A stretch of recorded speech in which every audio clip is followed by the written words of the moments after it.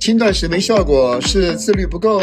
其实你可能忽略了关键细节。高糖饮食的同学们做轻断食的时候需要注意的3件大事和3件小事，我需要跟各位先澄清一件事情啊，生酮饮食的人群或者是低糖低碳饮食的人群和高糖饮食的人群呢，它有很大的不一样。生酮饮食或者是低糖低碳饮食的同学啊，我们身体最后的结果是一个脂功能的身体，大家的血糖都很稳定，胰岛素也在低位，我们甘油三酯比较低，我们精神状态比较好，我们不容易有饥饿感。所以生酮饮食跟低碳的同学们呢，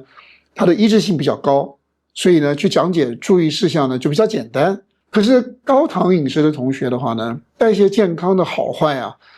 区别差异性非常大。高糖饮食的人群经常伴有胰岛素抵抗啦，血糖的波动比较大啦，基础代谢不稳定啦，比较容易饥饿，有的人可能容易出现低血糖，所以差异性比较大。在给这个人群做注意事项的时候呢，就很难掌握到精准。所以我今天跟大家分享这个内容呢，自己要根据自己的实际情况啊，去自己再去做分析，自己再去做调整的。所以高糖饮食的同学做轻断食的时候，首先呢跟大家谈一谈3件需要注意的小事有哪3样。第一个，监控身体的信号，因为大家的差异性太大了，尤其是有胰岛素抵抗的同学，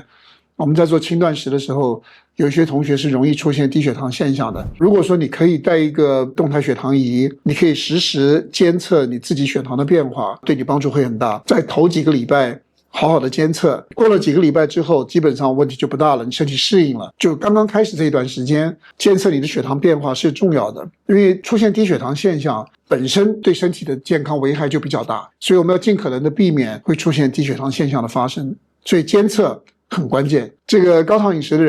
人群大多数有相当高百分比吧，会伴随着尿酸比较高。断食跟尿酸有什么关系呢？断食的人尿酸容易更进一步的升高，所以你有需要关心你的尿酸指标。那么如果说你的尿酸升高的比较异常，可能你需要跟医生商量一下有没有必要干预。第2件小事需要注意的是补充电解质，尤其是高糖饮食的同学，你们在做轻断食的时候，身体流失水分会比较明显，在你流失水分的时候，你身体电解质是跟着一块流失的。可是如果你光是补充水分的话呢，你身体的电解质会不平衡的，电解质不平衡你会不舒服的，抽筋啦、头疼啦、睡眠不好啦等等的，所以你要注意补充你的电解质。我提醒你们啊，在市面上买的电解质水里面很多是加了糖的，所以你们要注意哈。第3件小事呢，尽可能的配合一点低强度的运动，即使你平常完全不做运动，这个时候你开始做一点低强度的运动，对你轻断食的效果会有加成作用的，因为它对稳定血糖稳定胰岛素有更好的帮助的，所以这个对你的轻断食来讲是锦上添花的事情。如果你真的要做强度比较大的运动，在吃完饭1-2个小时以后去做，这个对你稳定血糖呢帮助比较大。OK， 这是3件小事。3件大事的第1件事情，稳定血糖波动优于降低血糖。在高糖饮食同学在做轻断食的时候，去关注你的血糖变化的时候，你们要了解一个重点，稳定的意思指的是波动幅度小是最理想的，并不是血糖低最理想。你要了解这个东西重点它的区别。所以轻断食的目标应该是要让血糖的曲线更加的平滑，像一个小波浪一样，而不是像山一样的这样子的波动。这样的图形呢，对高糖饮食的同学来讲是最有利的。第2件大事呢是循序渐进，不要猛然的进入长时间的断食。168或者是1日1餐都是我们说的轻断食，不要做得很猛，慢慢的你可以开始从12做起，12做一段时间以后，感觉人蛮舒服的，你可以进一步的往1014去做，1014做了一段时间觉得蛮舒服了以后，你可以做168。所以循序渐进，用过渡的方式去做，你人会觉得比较舒服，风险会比较低，因为我们需要考虑低血糖的可能性啊。第3件大事呢，饮食的品质啊很重要，因为你要了解，你进入轻断食了以后，你每一天吃东西的次数变少了，你到了168的状态的时候，你一天只有8个小时的进食，一般来说大部分人都会选择一天吃2餐呢。那你要了解，一天吃2次跟一天吃5次，热量的含义不去讨论它，摄入营养的机会变少了。所以你们对食物的品质的要求呢，对营养密度的要求，蛋白质的质量、脂肪的质量、营养的均衡性要考虑的比以前更加严肃，因为这不是1天2天的事情啊。